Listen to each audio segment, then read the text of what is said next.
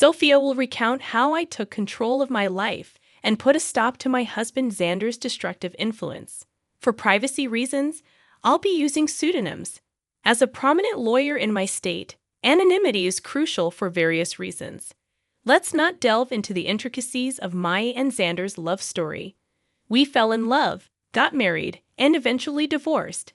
The love, it seemed, wasn't reciprocal, as Xander cheated on me. The signs were apparent: avoidance, excessive time outside, and frequent business trips, though I wasn't involved in his sizable business. Despite my success as a lawyer, Xander considered me a failure due to earning less than him. One day, during another one of his supposed business trips, I decided to investigate. I discovered a secret Facebook account on his old laptop, confirming my suspicions. He was cheating with a beautiful woman, someone he found more attractive than me, often criticizing my appearance. Heartbroken and angered, I confronted him immediately. "Sandra, are you cheating on me?" "I have proof," I declared. Xander callously responded, "Sophia, you're just not that interesting anymore. You're always engrossed in pointless cases, neglecting me. Besides, you're not a supermodel who can captivate me with looks alone." Confused, I retorted, "What are you talking about, Xander? I have a demanding job, and you knew that when we got married. I haven't neglected you. It's you who stopped coming home and refused to communicate." And that's how I discovered Xander's affair when I finally decided to confront him. I anticipated a degree of remorse from him, but the cold response I received caught me off guard. He shifted all the blame onto me, justifying his cheating, a claim that held no validity. Refusing to be falsely accused, I pointed out the flaws in his accusations.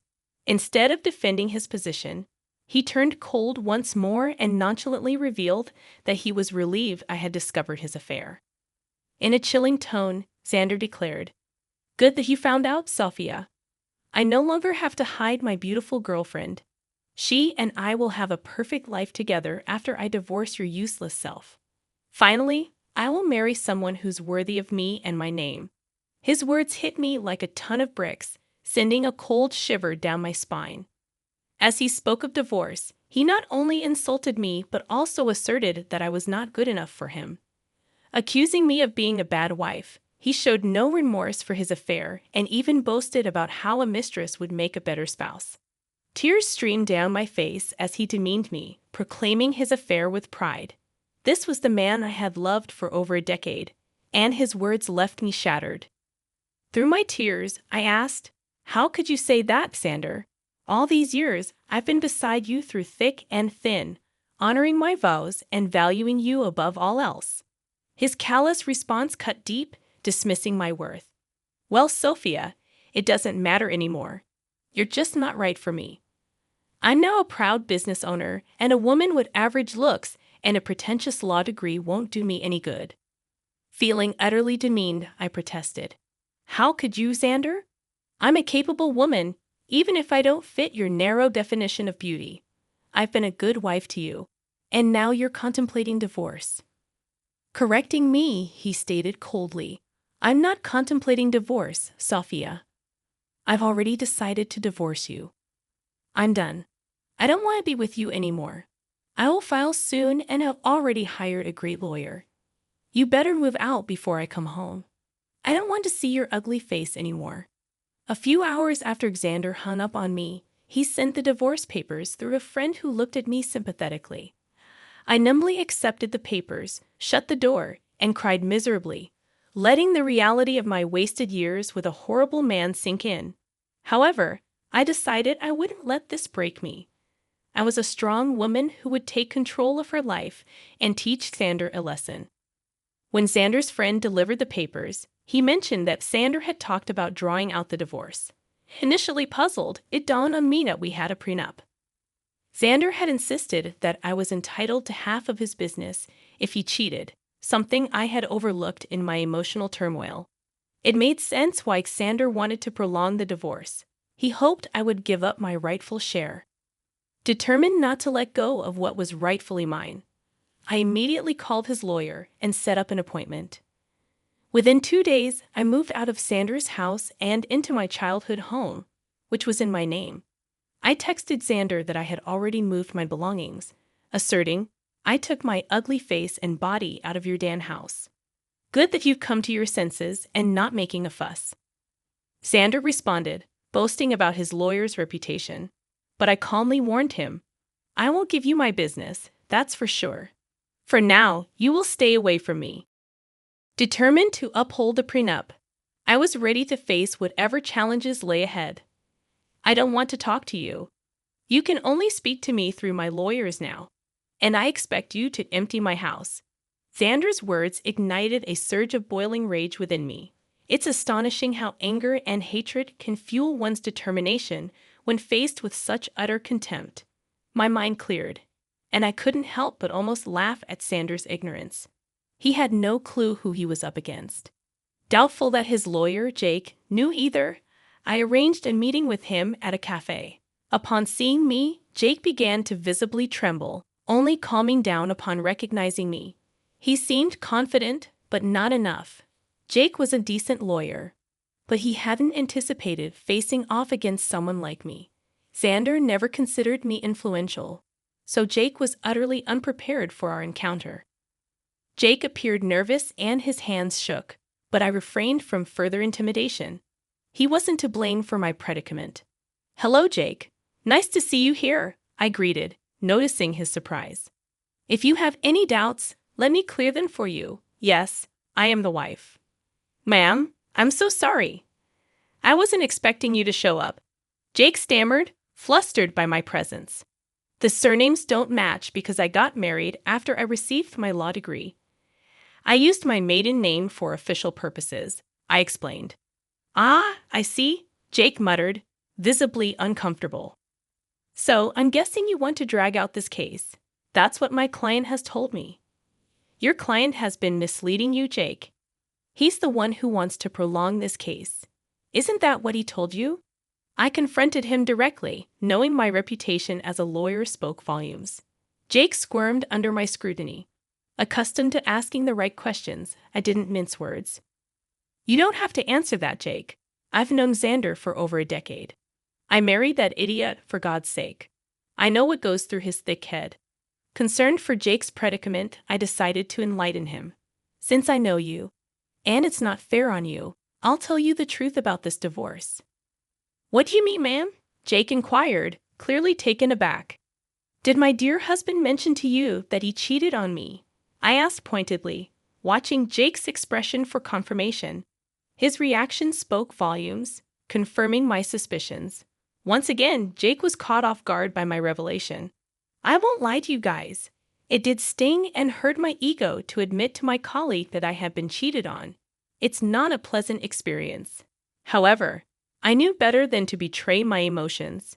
No matter how humiliated I felt, I still had the upper hand, and I was well aware of that. Jay, on the other hand, didn't know. He said, no, I don't think my client has told me about that. But he did warn me that, in his words, you would make some baseless accusations because you want to ruin him. Oh, you poor thing, Jake. Your client has played you like a fiddle.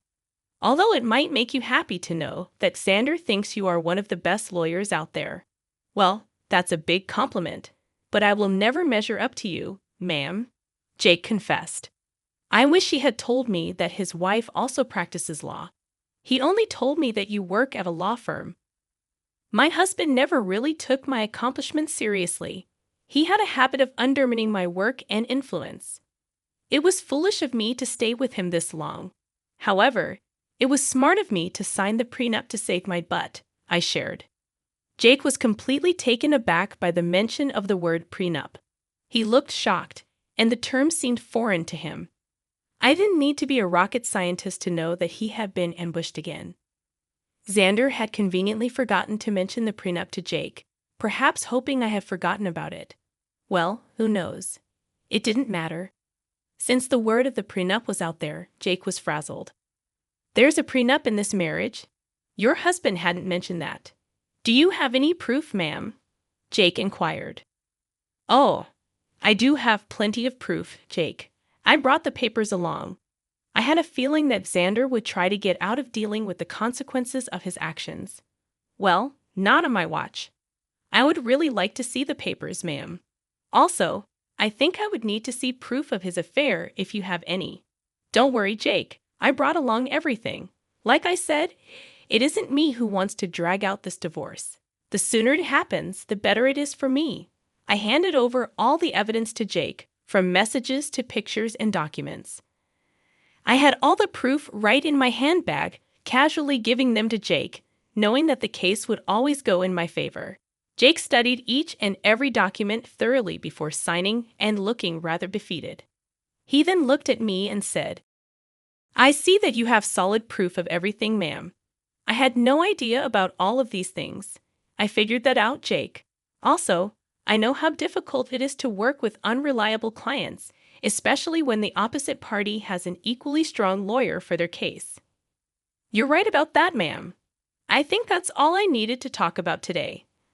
I believe I need to have a serious conversation with my client before I decide to proceed with his case.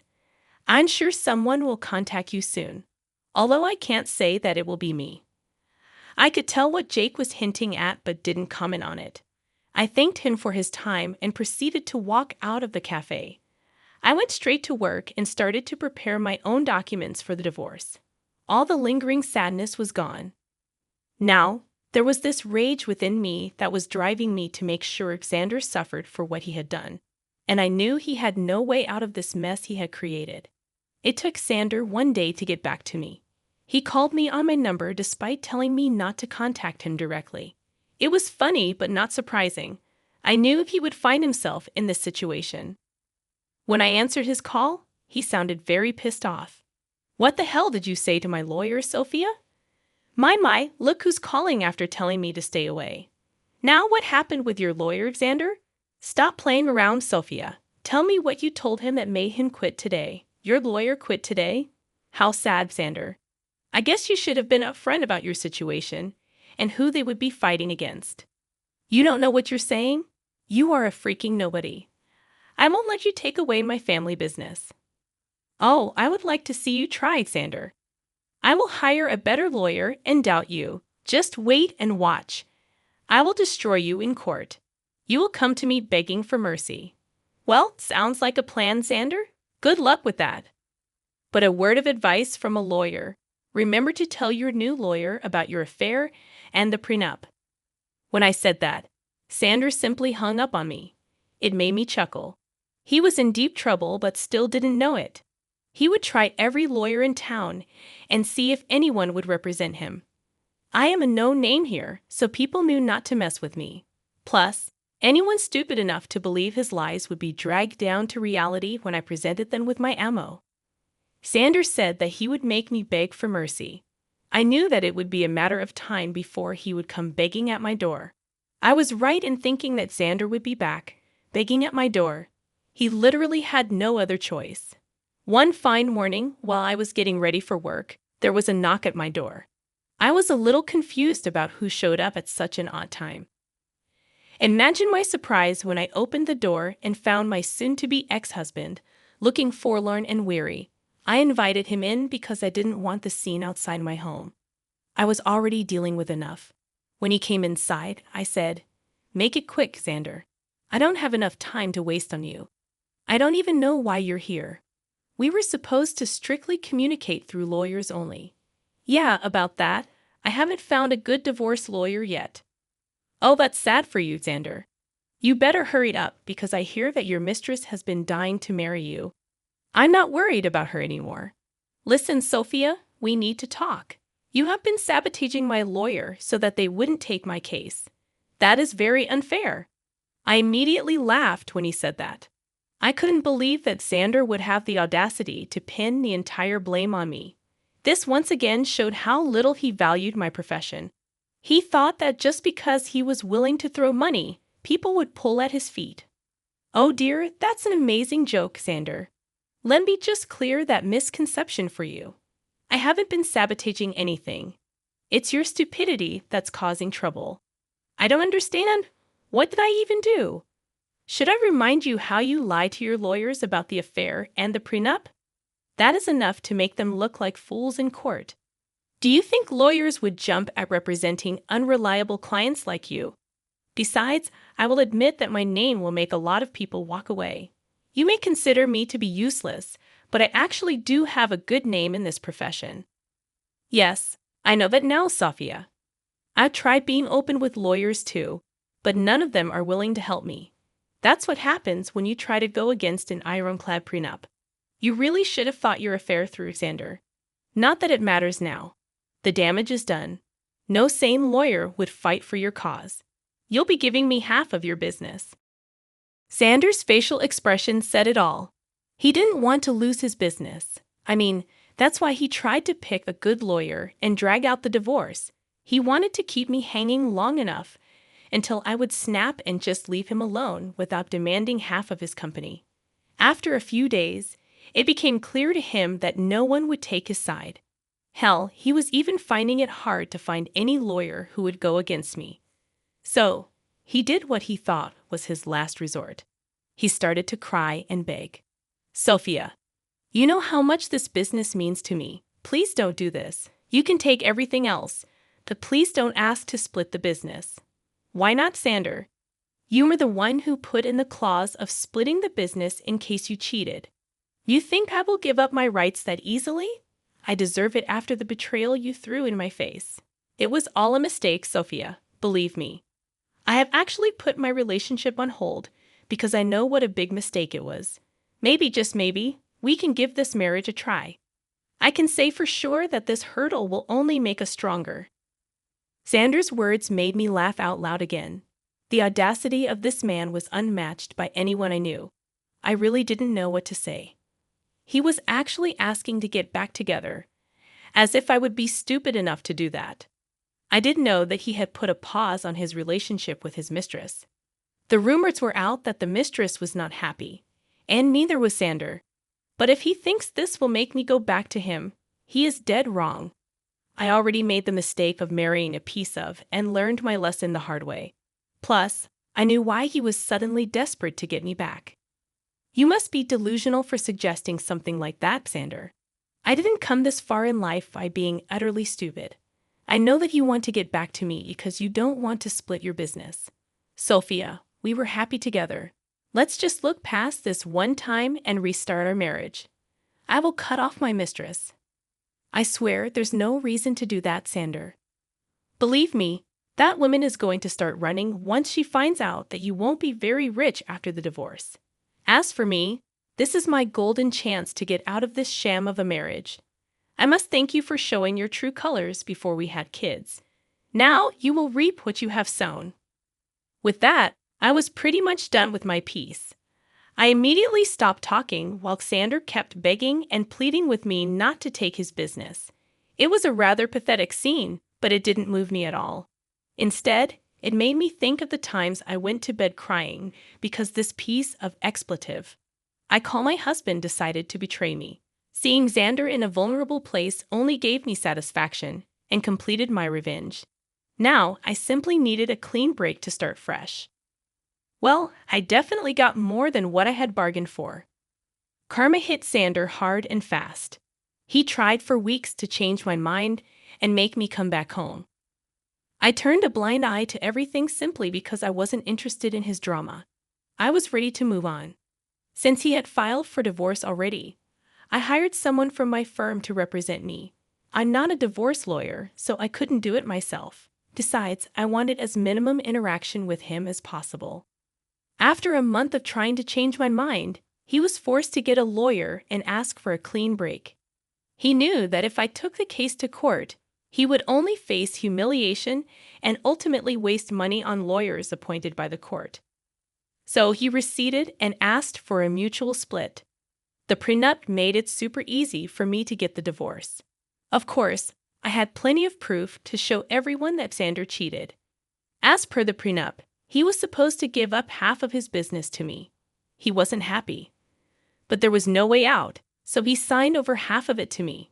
We did give him an offer to buy me out, but he had no money. Now, why would a big business owner like Xander have no money, you ask? Well, he had spent it all on his mistress, who is now not taking his calls or texts. I guess she figured out that he won't be rich anymore. But now, No one is willing to date her because they know what a gold digger she is. What goes around comes around, I guess. Well, the mistress was the least of Xander's troubles. With half of his business gone, his earnings were severely reduced. He had to sell his house because he didn't have much money to maintain it or even pay the mortgage properly. He's currently renting a condo that is a serious downgrade from the big mansion he stayed at. He did try to get back with me again in the hopes of regaining full control of his business. Well, safe to say that is never happening. He now either has to continue the way it is or manage to save enough money to buy me out. If you want to know about me, I'm actually doing pretty well. I have appointed someone to take care of my share of Xander's business, and so far, things have been amazing. I ended up upgrading my lifestyle by buying a new mansion due to my combined income from law practice and business. Things are going well. I'm living my best life, and I honestly couldn't be happier. All in all, the divorce played out well for me. Instead of getting played by my ex-husband and his mistress, I ended up ruining their lives and bettering mine.